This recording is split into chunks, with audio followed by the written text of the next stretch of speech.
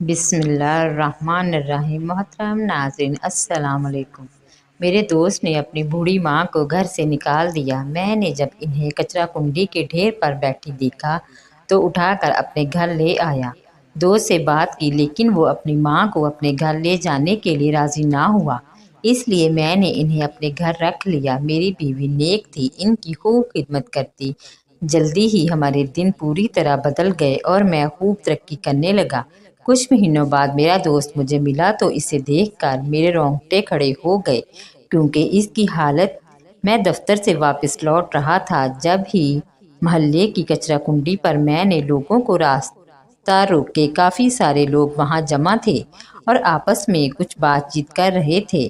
مجھے بھی تجسس ہوا کہ کچرا کنڈی پر ایسا کیا ہے جو لوگوں نے رش لگا رکھا ہے۔ پہلے میرے ذہن میں خیال آیا کہ شاید کسی نے کوئی مردہ بچہ پھینک دیا ہو، کیونکہ آج کل ایسی خبریں بہت زیادہ عام تھی کہ لوگ اپنے ناجائز بچوں کو کچرا کنڈی پر پھینک رہے تھے۔ کچھ ہفتے پہلے بھی اس کچرا کنڈی سے ایک نوزائیدہ بچے کی لاش ملی، لیکن پھر میں نے سوچا کہ اگر ایسی بات ہوتی تو اب تک یہ راز چھٹ چکا ہوتا۔ خیر، تجسس کے عالم میں بھی کچرا کنڈی پر رک گیا اور ایک دو لوگوں سے پوچھا تو کہنے لگے، پتہ نہیں کیوں پاگل عورت ہے، کچرا کنڈی پر بیٹھی ہے اور روئی جا رہی ہے۔ میں نے ذرا سے لوگوں کو سائڈ پہ ہٹایا اور پھر جیسے ہی میری نظر اس عورت پر پڑی تو میرے سر پر آسمان گر پڑا۔ یہ تو گل آنٹی تھی، جنہیں میں بہت اچھی طرح پہچانتا تھا۔ نہ ہی وہ پاگل تھی اور نہ ہی کوئی ایسی ذہنی مسئلہ کہ وہ کچرا کنڈی پر بیٹھ کر اس طرح روتی۔ میری ان سے آخری ملاقات تقریباً 3 سال پہلے ہوئی تھی اور اس وقت وہ بالکل ٹھیک اور نارمل تھی، اپنے گھر میں خوش باش تھی۔ یہ شبیر کی شادی کے وقت کی بات تھی۔ اس کے بعد میری ان سے کوئی ملاقات نہیں ہوئی تھی، کیونکہ شبیر کی بیوی کا مزاج کچھ ایسا تھا کہ میں اس کے گھر جانا ہی چھوڑ دیا تھا۔ گل آنٹی کو دیکھ کر میں جلدی سے آگے بڑھا۔ میں نے آواز دی، گل آنٹی، آپ یہاں کیا کر رہی ہیں؟ شبیر کہاں ہے؟ آپ اس حال میں کچرا کنڈی پر کیوں بیٹھی ہیں؟ مجھے دیکھتے ان کی آنکھوں میں شناسائی کی رمق ابھری اور پھر وہ ایک دم ہی سر جھکا گئی اور منہ پھیر لیا، جیسے خود کو مجھ سے چھپانا چاہتی ہو۔ میں نے آگے بڑھ کر گل آنٹی کو ڈھیر سے اٹھایا اور لوگوں سے کہا کہ یہ میری جاننے والی ہے، آپ لوگ فکر نہ کریں، میں نے ان کو گھر پہنچا دوں گا۔ وہاں موجود لوگ عجیب عجیب باتیں کرنے لگے کہ پتہ نہیں کیسے لوگ ہیں، گھر کے بڑوں کی خبر نہیں ہے، اگر پاگل عورت ہے تو باندھ کے رکھنا چاہیے تھا نا، جانے کیسی اولاد ہے۔ بوڑھی ماں کا بھی خیال نہیں۔ سارا محلہ پریشان ہو گیا تھا کہ پتہ نہیں کیا معاملہ ہے۔ میں نے گل آنٹی کو اپنے موٹر سائیکل پر بٹھایا اور اپنے گھر لے آیا۔ میری بیوی بھی گل آنٹی کو پہچانتی تھی، ہماری شادی پر گل آنٹی نے شرکت کی تھی۔ ان کی شخصیت ایسی تھی کہ جو کوئی ان سے ایک بار مل لیتا تو وہ انہیں دوبارہ بھول نہیں سکتا تھا، اسی لیے ریما بھی انہیں فوراً پہچان گئی تھی۔ وہ جلدی سے انہیں اپنے ساتھ واش روم لے گئی، صاف ستھرا کروایا، انہیں پہننے کے لیے اپنا سوٹ دیا اور پھر جب وہ واپس آ کر ڈرائنگ روم میں بیٹھی تو مجھ سے نظریں نہ ملا سکی۔ گل آنٹی جیسی نفیس خاتون کو اس طرح دیکھ کر میرا دل بھر آیا تھا۔ میں نے فوراً کہا، آنٹی کیا بات ہے، آپ اس طرح کیوں پریشانی سے کچرا کنڈی پر بیٹھی تھی، اور شبیر کہاں ہیں، بتائیں تو کیا معاملہ ہے؟ انہیں اس طرح دیکھ کر نہ صرف میرا دل پسیج گیا تھا بلکہ میرے ذہن میں بہت سے خیالات گردش کر رہے تھے۔ شبیر کی بیوی مہوش کو پہلی بار دیکھتے ہی میں اس کی فطرت جان گیا تھا، اسی لیے مجھے فوراً یہ خیال آیا تھا کہ کہیں مہوش نے تو گل آنٹی کو، مگر میں خود سے ایسی کوئی بات نہیں کہنا چاہتا تھا، اسی لیے میں ان سے پوچھ رہا تھا کہ کیا معاملہ ہے۔ اور پھر گل آنٹی نے روتے ہوئے ایسی بات بتائی کہ میرے لیے یقین کرنا مشکل ہو گیا۔ کہنے لگی، بیٹا، شبیر کی پردیس میں نوکری لگ گئی تھی، وہاں سے اس کا اور اس کی بیوی کا ویزا آیا تھا، اس نے گھر فروخت کر کے باقی ساری کارروائی کی اور اپنی بیوی کے ساتھ پردیس چلا گیا اور مجھے گھر سے نکال دیا۔ اب میرے پاس رہنے کو کوئی جگہ نہیں ہے، مجھے کوئی ایسا گھر بھی نہیں پتا جہاں बड़े बूढ़ों को रखा जाता है। गुल आंटी का कहने का मतलब ओल्ड होम था। मैंने हैरत से पूछा, शबीर बाहर कब गया है? मैं इसका दोस्त था, लेकिन मुझे इस बारे में कुछ खबर नहीं थी। वो कहने लगी, बस 15 दिन होने वाले हैं जब से मैं जहाँ वहाँ भी भटक रही हूँ। खाने को कुछ नहीं मिलता तो किसी के कचरा कुंडी पर बैठ जाती हूँ। अभी कचरा कुंडी पर एक थैली में मुझे शबीर की पसंदीदा डिश नजर आई जो सड़ चुकी थी, तो बेइख्तियार ही इसे याद करके रोने लगी थी और फिर लोग जमा हो गए। ये कहकर वो फिर नजर चुराए मुझसे रोए जा रही थी। मैंने गुस्से में कहा कि अगर इसे जाना था तो फिर घर फरोख्त करने की क्या ज़रूरत थी। गुल आंटी शर्मिंदगी से कहने लगी, बेटा, इसकी बीवी महविश का यही फैसला था कि वो अब दोबारा जहाँ वापस नहीं आएंगे, इसीलिए घर फरोख्त करना इसके लिए ज़रूरी था। मेरी बीवी ने इन्हें तसल्ली दी और कहने लगी, खाना तैयार है, आप मेरे साथ चलें, हम खाना खाते हैं, बाकी बातें बाद में होती रहेंगी। गुल आंटी की आंखों में झिलमिलाते आंसू देखकर रीमा ने इनका ध्यान बटाया था। वो गुल आंटी को अपने साथ ले गई और मुझे इशारे से इसने शबीर को फ़ोन करने का कहा। मैंने शबीर का फ़ोन मिलाया तो इसका फ़ोन मुश्किल बंद था। मैंने अपनी बीवी रीमा से कह दिया कि तुम आंटी का ख्याल रखो, मैं किसी तरह शबीर का नंबर निकलवाता हूँ। जाहिर सी बात है, परदेश में इसका कॉन्टैक्ट नंबर कुछ और होगा। मैं मालूम करता हूँ, एक दो दोस्तों से किसी ना किसी को खबर ज़रूर होगी। फिर मैं इसे गुल आंटी की हालत से खबरदार करता हूँ। ये तो इसने बड़ी ही गलत हरकत की है। अगर जाना ही था तो घर फरोख्त करके क्यों गया? इस उम्र में इसने अपनी माँ से सर की छत भी छीन ली है। मुझे शबीर की हरकत पर ना सिर्फ अफसोस हुआ था, बल्कि इसकी मुस्तकबिल की फ़िक्र सताने लगी थी, क्योंकि अपनी माँ को इस हाल में पहुंचाकर वो तरक्की तो हरगिज़ नहीं कर सकता था। यही मेरा यकीन था। गुल आंटी ने खाना खाया तो वो जाने की ज़िद करने लगी, कहने लगी कि मैं तुम लोगों पर बोझ नहीं बनना चाहती। मुझे तो मेरी औलाद ने दुदकार दिया, मैं तुम लोगों को क्या परेशान करूं। मैं गुल आंटी के कदमों में बैठ गया। मैंने कहा, आप मेरी माँ जैसी हैं। मेरी माँ को इस दुनिया से गए 2 साल हो गए हैं, आज तक इनकी कमी पूरी नहीं हुई। अब अगर आप मुझे किस्मत से मिली हैं तो मैं इस तरह आपको सड़कों पर धक्के खाने के लिए नहीं छोड़ सकता। जब तक शबीर वापस नहीं आता आप हमारे घर में रह सकती हैं। मेरी बीवी भी बहुत अच्छी फितरत की थी, इसने भी गुल आंटी को घर में रखने पर कोई इतराज़ ना किया, बल्कि वो खुद कहने लगी कि आंटी आप ना जाएं, आप हमारे साथ रहें, हमारे घर में भी रौनक लग जाएगी। मेरे तो बच्चे भी नहीं हैं, मैं भी अकेली रहती हूँ, आपके साथ मेरा भी दिल लग जाएगा। हमारे बहुत इसरार पर गुल आंटी हमारे घर ही रुक गई। मैंने अपनी माँ का कमरा इन्हें दे दिया था और वो मुझे बहुत ज़्यादा दुआएं दे रही थी।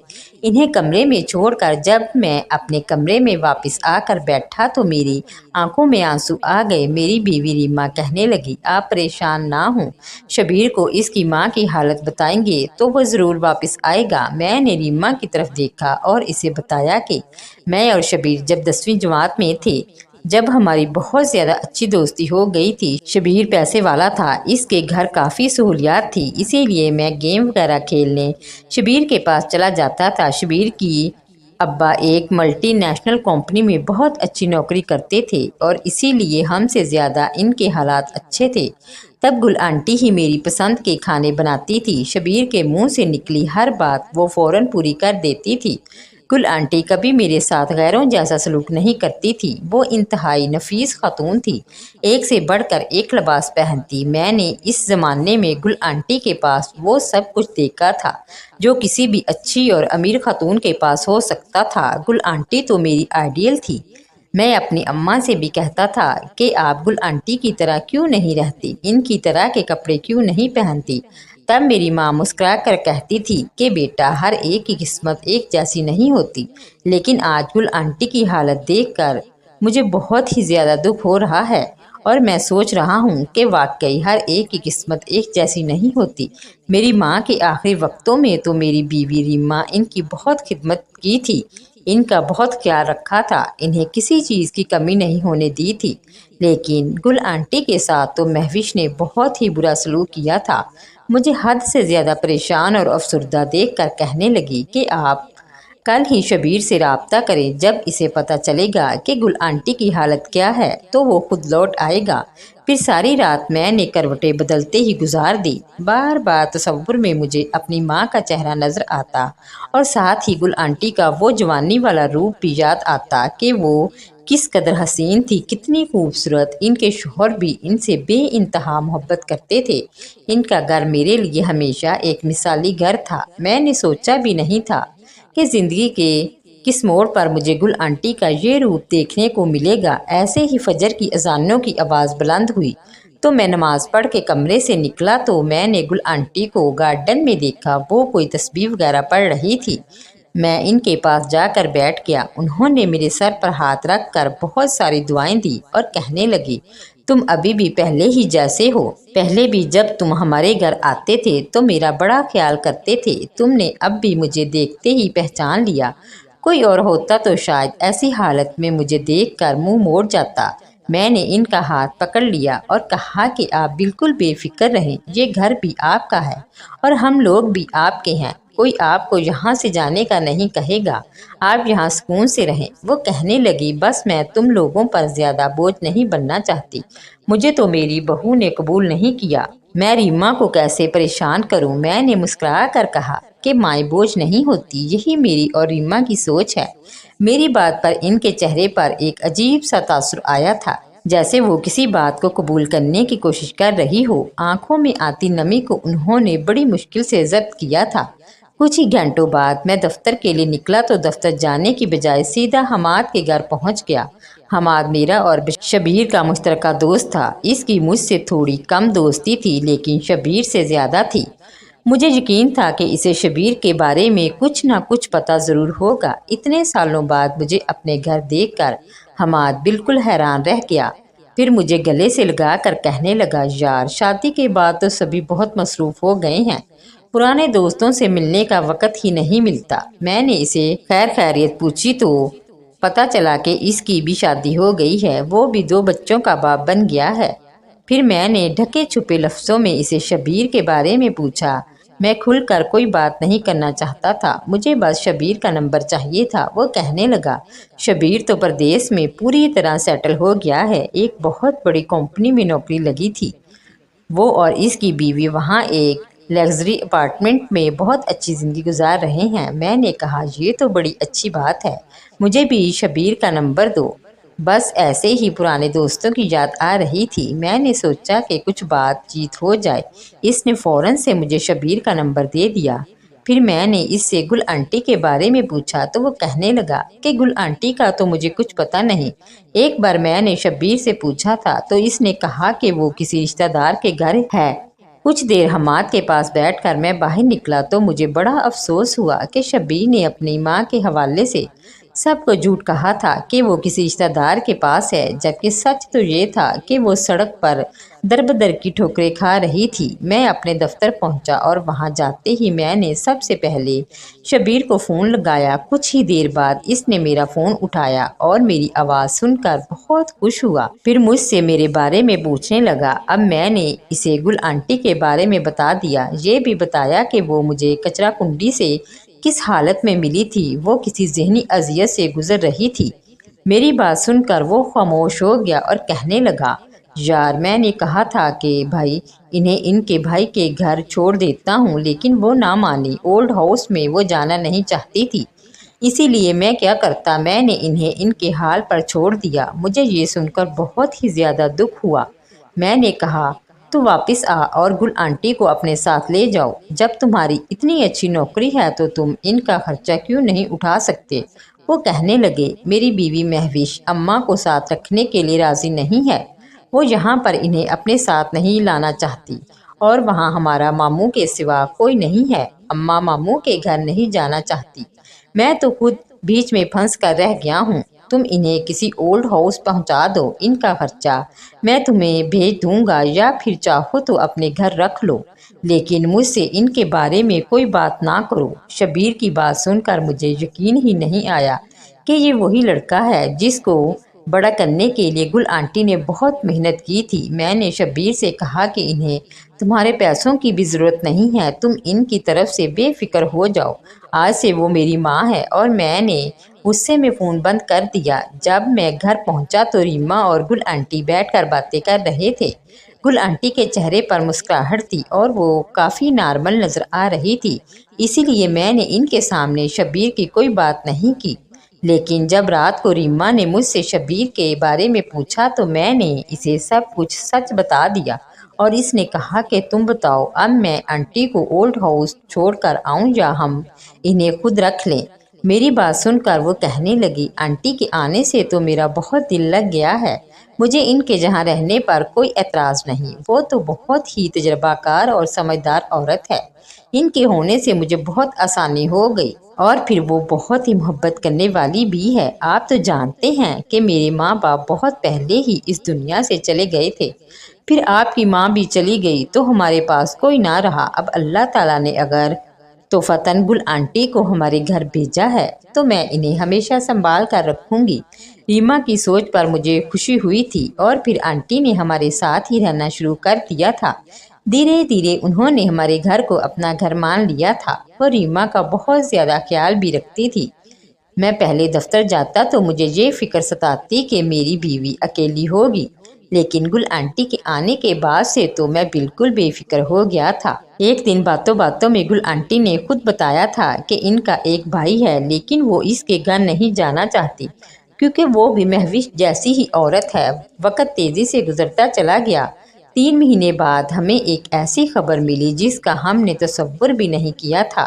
دراصل ریما کے ساتھ کچھ ایسے مسائل تھے جس کی وجہ سے وہ ماں نہیں بن سکتی تھی، اور ہم اولاد کی خوشی سے محروم تھے، لیکن گل آنٹی اسے دن رات دعائیں دیتی کہ جلد ہی اس کی گود میں خوشی آ جائے، اور 3 مہینے میں ہی وہ خوشخبری ملی تھی کہ ہم دونوں کی دنیا ہی بدل گئی تھی۔ ریما امید سے ہو گئی تھی۔ ڈاکٹروں کو بھی جب یہ بات پتہ چلی تو وہ بھی حیران ہوئے، کیونکہ ریما کی تو پرانی رپورٹس بالکل مختلف تھی، اور اب اس کی یہ پریگننسی ایک طرح سے معجزہ ہی تھی۔ ریما کا کہنا تھا کہ یہ سب کچھ گل آنٹی کی دعاؤں کا نتیجہ ہے، وہ پہلے سے بھی زیادہ ان کے قریب ہو گئی تھی، اور گل آنٹی نے ایک ماں کی طرح ہی اس کا خیال رکھنا شروع کر دیا۔ ہمارا گھر خوشیوں سے بھر گیا تھا۔ 2 مہینے گزرے تو ایک دن میرے باس نے مجھے بلایا اور کہنے لگا کہ تم بہت ہی محنت اور ایمانداری سے کام کرتے ہو، اسی لیے ہم نے سوچا ہے کہ ہماری نئی برانچ میں ہم تمہیں مینیجر کی طور پر ٹرانسفر کر دیں، اور دوسری برانچ تمہارے گھر سے قریب بھی ہے، اور مینیجر بننے کی خوشی میں تمہیں گاڑی بھی ملے گی۔ یہ سننا تھا کہ میں حیران رہ گیا، کیونکہ فی الحال میں جس پوسٹ پر تھا وہاں سے مینیجر کی پوسٹ پر پہنچنے کے لیے مجھے کم سے کم 4 سال کا انتظار اور کرنا تھا، لیکن اتنی اچانک مجھے یہ پوسٹ ملی تھی کہ میں خوشی ہونے کے ساتھ ساتھ حیران بھی تھا۔ دوسرے ہی دن سے میں مینیجر کے طور پر اس برانچ میں پہنچ گیا، اور پھر 1 ہفتے بعد مجھے کمپنی کی طرف سے گاڑی بھی مل گئی۔ میں خدا کا جتنا شکر ادا کرتا کم تھا۔ میں گل آنٹی کی دعاؤں کے حصار میں گھر سے نکلتا، اور جب گھر میں داخل ہوتا تو مجھے دیکھتے ہی وہ مسکراتی، میری خیر خیریت کرتی، مجھے اپنے پاس بٹھاتی، میں اپنے ہر مسئلے کو ان سے ڈسکس کرتا، اور وہ بہت سمجھداری کے ساتھ میرے بہت سے مسائل کا حل بھی بتا دیتی۔ وہ ایک پڑھی لکھی اور بہت ہی سلجھی ہوئی خاتون تھی۔ انہوں نے میری زندگی کے بہت سے مسائل کو چٹکیوں میں حل کر دیا تھا۔ ایسے ہی 1 سال گزر گیا۔ ہمارے گھر ایک بیٹی کی پیدائش ہوئی۔ ہم نے اس کا نام رکھنے کا حق بھی گل آنٹی کو دیا تھا۔ گل آنٹی نے اس کا نام مہربانو رکھا تھا۔ مہربانو ہمارے گھر میں مزید رونق لے آئی، اور ہماری زندگی پوری طرح ٹھیک ہو گئی۔ سب کچھ صحیح جا رہا تھا، لیکن ایک دن میں دفتر سے واپسی کے لیے نکلا تو دفتر کے دروازے پر کھڑے شخص کو دیکھ کر حیران رہ گیا۔ اجڑی ہوئی حالات، بکھرے ہوئے بال، وہ شخص کسی طرح پہچاننے میں نہیں آ رہا تھا۔ اس کے گندے کپڑے دیکھ کر تو کوئی بھی اسے دیوانہ، مجنون یا پاگل ٹھہرا سکتا تھا، لیکن مجھے اسے پہچاننے میں 2 سیکنڈ ہی لگے۔ وہ کوئی اور نہیں بلکہ شبیر تھا۔ مجھے دیکھتے ہی وہ رونے لگا اور مجھ سے گل آنٹی کے بارے میں پوچھنے لگا۔ میں نے اسے گل آنٹی کے بارے میں تو کچھ نہ بتایا، البتہ اسے اپنے آفس میں بلا کر بٹھا لیا اور کہا کہ بتاؤ یہ تمہیں کیا ہوا ہے، یہ تمہارا کیا حال ہو رہا ہے، تم پردیس سے کب لوٹے؟ میری بات سن کر وہ رونے لگا اور کہنے لگا اس کی پردیس میں نوکری چھوٹ گئی تھی، پھر دوبارہ اسے نوکری نہ ملی، مجبوراً اس کو اپنی بیوی کے ساتھ وطن واپس آنا پڑا، لیکن اس کی بیوی کو پیسے اور عیاشی کی عادت ہو چکی تھی، اسی لیے جب یہاں آ کر ان کے حالات نہ سنبھلے تو وہ کسی اور آدمی کے ساتھ چلی گئی اور اس نے شبیر کو تنہا چھوڑ دیا۔ شبیر یہاں جانے سے پہلے اپنا گھر فروخت کر چکا تھا، نوکری اس کے پاس تھی نہیں، جو جمع پونجی تھی کچھ دن ہوٹل میں رہ کر اس نے وہ خرچ کر دی تھی، اور وہ بالکل اسی طرح سڑک پر تھا جس طرح کچھ عرصہ پہلے گل آنٹی سڑک پر تھی۔ وہ ہاتھ جوڑ کر روتے ہوئے کہہ رہا تھا کہ مجھے میری ماں کے پاس پہنچا دو، ان کی بد دعائیں لے کر میری زندگی ختم ہو گئی ہے۔ میں نے غصے سے اسے دیکھا اور کہا تم کیسی اولاد ہو، تمہیں اپنی ماں کی فطرت کا نہیں معلوم، تمہیں لگتا ہے کہ گل آنٹی نے تمہیں کبھی بد دعا بھی دی ہوگی، انہوں نے تمہیں کبھی کوئی بد دعا نہیں دی، ہاں اتنا ضرور ہوا کہ ان کے آنسوؤں نے عرش کو ہلا دیا اور تمہیں خود بخود سزا مل گئی، لیکن ایک ماں کبھی اپنی اولاد کو بد دعا نہیں دے سکتی۔ تمہارے ساتھ جو کچھ ہوا وہ تمہارے گناہوں کا نتیجہ ہے نا، کہ تمہاری ماں کی بد دعاؤں کا۔ تم نے خود ایک پل کے لیے بھی یہ نہیں سوچا کہ تمہارے پیچھے تمہاری ماں کا کیا ہوگا، وہ کہاں جائے گی۔ تم نے تو اس کے سر سے چھت بھی چھین لی، لیکن اب خود پر گزری ہے تو تمہیں احساس ہو رہا ہے، اپنی ماں کی یاد آ رہی ہے۔ اگر اب بھی تمہارے ساتھ سب کچھ نہ ہوتا تو شاید کبھی پلٹ کر آنٹی کو تلاش کرنے کی کوشش نہ کرتے۔ تم جیسا انسان اولاد کہلانے کے لائق نہیں ہے، اور نہ ہی گل آنٹی کو آپ تمہاری ضرورت ہے۔ میری بات سن کر وہ میرے قدموں میں بیٹھ گیا اور رونے لگا، معافی مانگنے لگا، کہنے لگا بس ایک بار مجھے میری ماں سے ملوا دو، میں اسے اٹھا کر اپنے گھر لے آیا۔ میرا دل تو نہیں تھا کہ میں اسے گل آنٹی سے ملواؤں، لیکن وہ گل آنٹی کی اولاد تھا، میں اسے ان سے دور کیسے رکھ سکتا تھا۔ گل آنٹی اپنے بیٹے کی ایسی حالت دیکھ کر پھوٹ پھوٹ کر رونے لگی۔ انہوں نے کچھ شکوہ شکایت نہیں کی تھی، بلکہ شبیر کو سینے سے لگایا تھا، اس کے بالوں میں ہاتھ پھیرتے ہوئے وہ اس کی خیریت پوچھ رہی تھی۔ شبیر نے خود پر گزری ہر اذیت کے بارے میں انہیں بتایا تھا، جبکہ گل آنٹی نے اپنی کسی پریشانی، کسی تکلیف کا ذکر شبیر سے نہیں کیا تھا۔ انہوں نے یہ ثابت کیا تھا کہ ماں کی محبت ہر لالچ سے پاک ہوتی ہے۔ انہوں نے شبیر کو فوراً معاف کر دیا اور اسے کہا تھا کہ وہ پریشان نہ ہو۔ پھر گل آنٹی نے مجھ سے کہا تھا کہ میں شبیر کے لیے کسی نوکری کا انتظام کر دوں۔ میں نے گل آنٹی سے کہا کہ وہ تو میں کر دوں گا، لیکن اب میں آپ کو شبیر کے ساتھ نہیں جانے دوں گا۔ میری بیٹی مہربانو، گل آنٹی کو دادی کہنے لگی تھی اور ریما بھی انہیں اماں پکارنے لگی تھی۔ میں نے کہا کہ میں اپنی بیٹی کی دادی کو اس سے دور نہیں کر سکتا، اور یہی شبیر کی سزا ہے کہ اب وہ دوبارہ کبھی آپ کے ساتھ نہیں رہے گا۔ میں شبیر کو تو سیٹ کروا دوں گا، لیکن آپ اسی گھر میں میرے ساتھ رہیں گی۔ میری بات سن کر گل آنٹی کی آنکھوں میں آنسو آ گئے تھے۔ انہوں نے مجھے سینے سے لگایا تھا اور مجھے یقین دلایا تھا کہ وہ مجھے کبھی چھوڑ کر نہیں جائے گی۔ میں نے شبیر کو نوکری دلوا دی تھی، وہ ایک کمرے کے چھوٹے سے کرائے کے گھر میں رہنے لگا تھا۔ دھیرے دھیرے اس کے حالات ٹھیک ہو رہے تھے، لیکن میں نے گل آنٹی کو اپنے گھر سے نہیں جانے دیا تھا، وہ خود بھی اب مجھے چھوڑ کر نہیں جانا چاہتی تھی۔ شبیر جب بھی اپنی ماں کے پاس بیٹھتا تو وہ بہت روتا، بار بار اپنی غلطیوں کی معافی مانگتا ہے، جبکہ گل آنٹی اسے معاف کر چکی تھی، لیکن اسے یہ بات سمجھ آ گئی تھی کہ اس نے زندگی میں جتنا بھی خسارہ اٹھایا ہے وہ اپنے انہی گناہوں کی وجہ سے اٹھایا ہے۔ آج گل آنٹی کو میرے گھر میں رہتے ہوئے تقریباً 10 سال ہونے والے ہیں۔